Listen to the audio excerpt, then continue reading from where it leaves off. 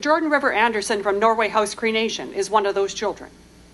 He was born with complex medical needs. For the first 2 years of his life, he stayed in hospital not far from here in Winnipeg Children's Hospital. But after his second birthday, he should have gone home. All the services were ready for him to go home. But what did the government of Canada say? Oh, well, it's really good that Jordan can go home. But we're not sure we have authorities to pay for his at-home care.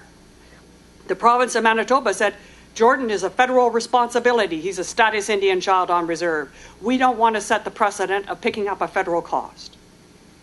There's no question about it. If Jordan was non-Aboriginal, he would have gone home that day. But as it was, the government officials thought it was okay for that little boy to stay in the hospital while they argued over who should pay.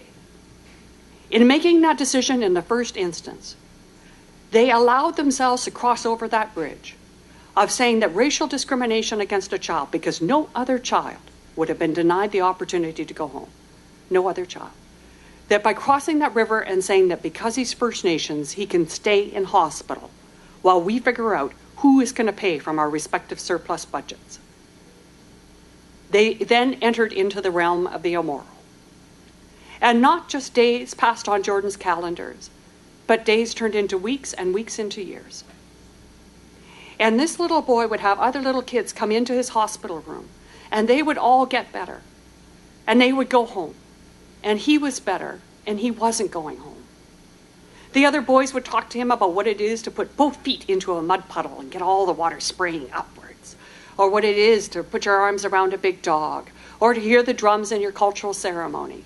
And he had done none of that. He was trapped in the hospital. His family, his community, the doctors, and the nurses were all pleading with the governments to do the right thing. Let this little boy go home. But the governments didn't listen. They were afraid of setting a precedent of picking up somebody else's cost. And so it was that just after Jordan's 5th birthday, he lost hope and he dies in Winnipeg General Hospital, never having spent a day in a family home. At the time when Jordan passed, we did a study of only 12 of the 108 First Nations communities running First Nations agencies in this country, and we found 400 other children in the same situation that Jordan was in, being told, no, you have to wait while we figure out who should pay. Jordan's principle is simple. It applies when a government service is available to all other children. So basically, if you are non-Aboriginal, you get the service. That's when it applies. And one of these crazy payment disputes crops up.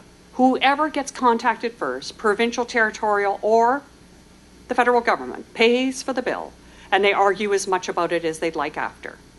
It's a very simple principle. It passed unanimously in the House of Commons in 2007, but it has never been implemented by any provincial government or properly by the federal government. The federal government has sought about to do even something more disgraceful. And that is to narrow this little boy's legacy to say, no, Jordan's principle does not apply to all government services, only services for children with complex medical needs.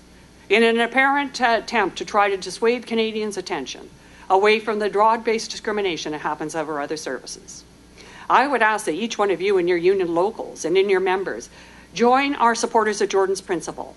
You're about to learn of 7 free ways to make a difference. They're available to people of all ages, organizations, as well as people of no income, because it is completely free to support these different causes.